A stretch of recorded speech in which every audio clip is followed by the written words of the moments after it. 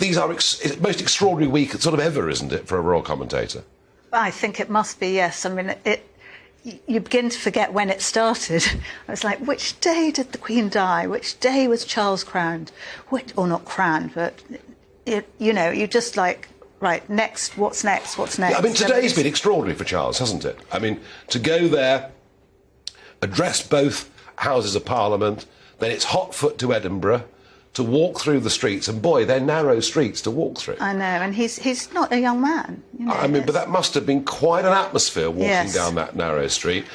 At some point, very shortly, he's going to stand vigil, and when he does, we will cut there and get some live shots of that.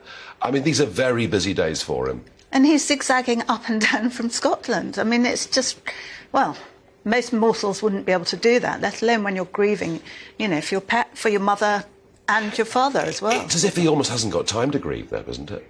No, I think that's true, although he does look so tearful most of the time. I mean, understandably, it is a very difficult thing for all of them, I think, to have to do in public. You know, losing your mother when you've known her your whole life, 73 years. I mean, most of us lose our parents slightly younger, but if you know them long enough, you get to know them very, very well, and it hurts in some ways more because you expect them to be immortal. Now, Camilla's on parade the whole time. The Queen Consort is on parade the whole time. It was noticeable as he walked into Westminster Hall, that long walk from those massive back doors to the steps, and she was sort of half a pace behind him. I guess there's some sort of protocol in that. But she's having to go through these long days, and she can't say anything. I know. How's she managing? I think she's prepared for this, isn't she? She's as dutiful as Charles is, and I think they've decided their future. They've known it's coming. They've been waiting for it. I think she's done a lot of the chit-chat when she's been able to, in between, you know, and they have a break. It's sort of an hour on show and then back in the car and back to the castle or whatever. So they do have a bit of time to rest, but it must be a huge strain on both of them.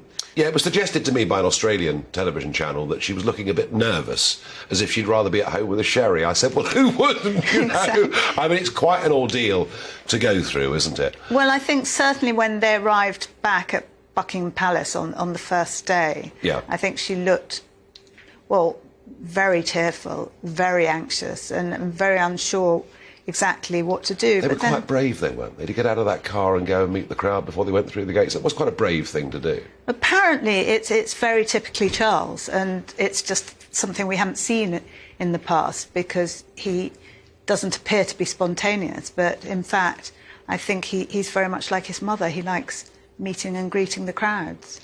Now, what's our advice to people, Claudia? Because people are sort of weighing up. Do they come into London? They'd like to walk past the catafalque. They'd like to pay their respects to the Queen. But, you know, 1 minute you read in the newspaper there'll be a 10-hour queue. I read 30 hours a minute. Oh, it's got to 30 now, is it? Yeah. I mean, it can't be. It just, I mean, can't... Are the authorities, are they trying to scare people off from coming? Is that what's going on, do you think? I just don't understand what's going on.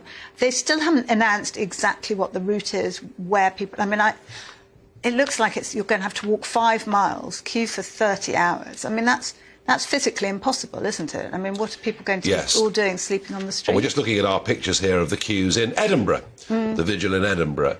And from all accounts, there have been very big crowds in the streets in Edinburgh today. But yeah, it looks manageable, doesn't it, there? Well, we can't see round the corner how long the queue is, so I don't actually know. It looks manageable.